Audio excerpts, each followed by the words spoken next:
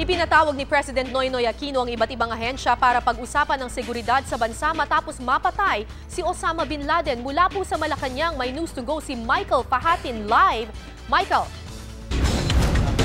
Na kinumpirma nga ni Secretary Ricky Carandang ng Presidential Communications Group na dito sa Situation Room sa may PSG compound, isasagawa ang security cluster meeting.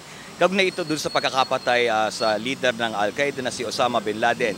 Sa pahayag ng Pangulo kahapon, kabilang sa meeting ay sina National Security Advisor Cesar Garcia, Armed Forces Chief of Staff General Eduardo Oban, Police Director General Raul Bacalso, National Bureau Investigation Director Magtanggol Gatula, Defense Secretary Volter Gasmin, Interior Secretary Jesse Robredo at Justice Secretary Laila De Lima.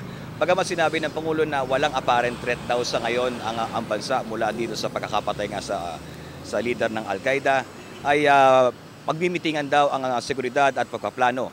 Pagkatapos daw ng pagkasama-samahin ng briefing mula dito sa mga iba't ibang ahensya, ay bibigyan daw ng report ang Pangulo. Hindi naman daw itinuturing na hard target ang Pilipinas bukod nga sa embahada ng Amerika at mga nationals nito.